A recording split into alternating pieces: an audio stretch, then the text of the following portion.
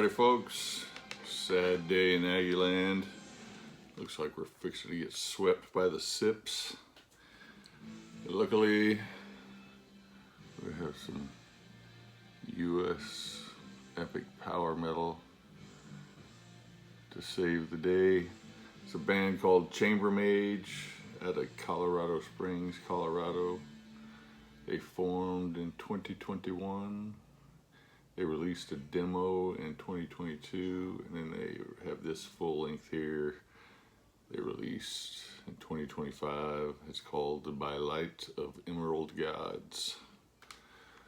Here's the front there, catching a little glare off something. Here's the band.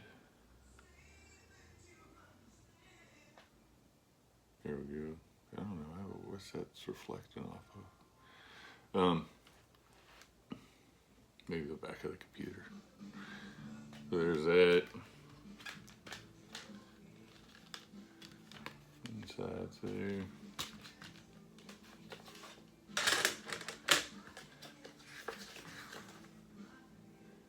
Avery Berg on vocals.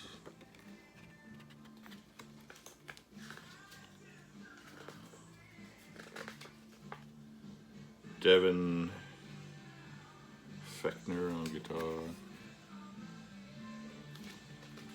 Some lyrics in there.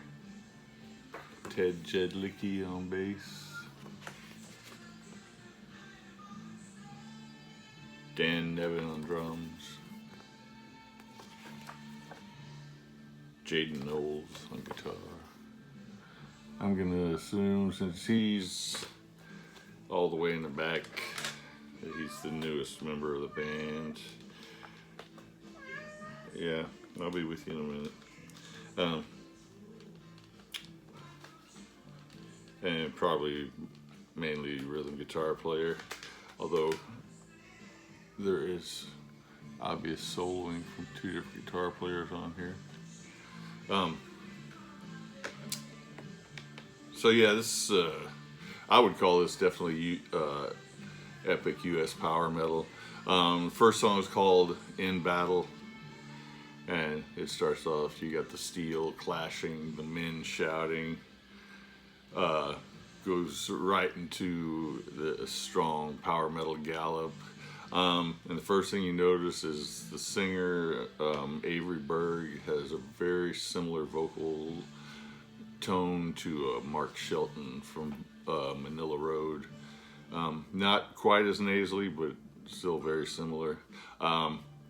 Driving pace in this one all the way until you get to like a Viking rowing type chant before it comes back with some rapid double fire bass. Some tasty guitar solos to finish up the song. Next track is called Blades on the Rampart. This one has more of a gallop, staggered beat type gallop to it.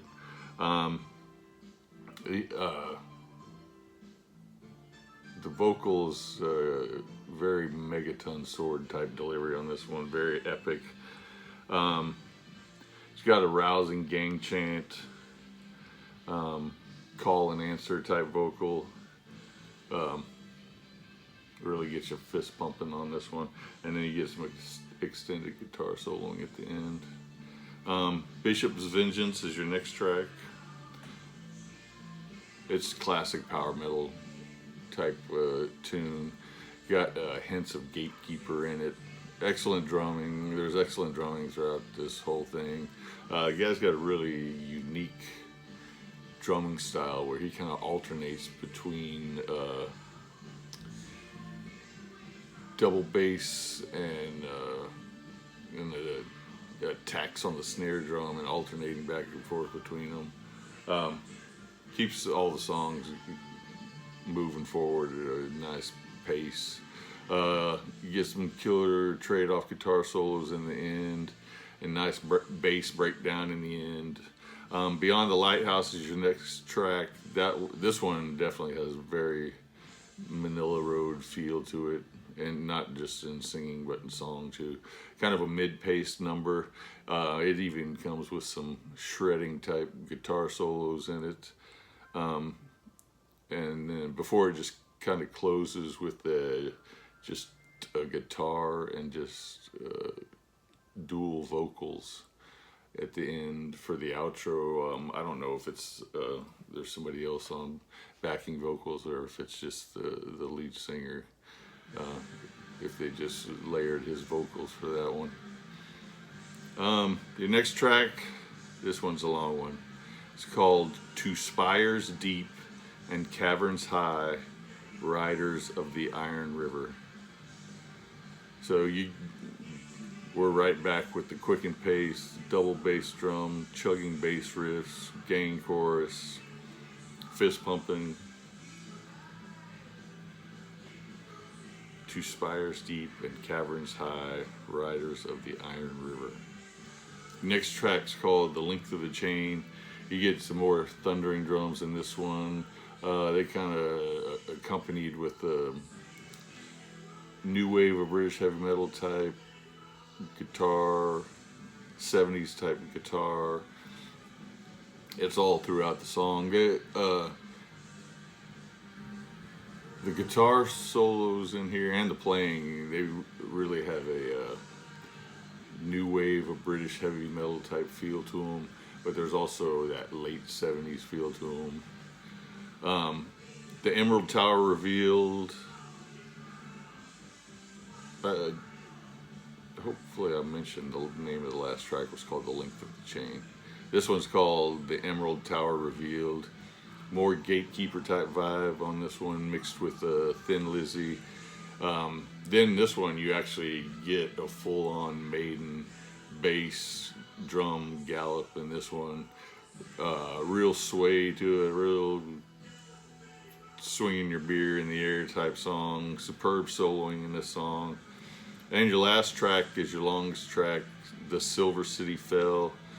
It actually starts off with an acoustic type guitar and cello intro.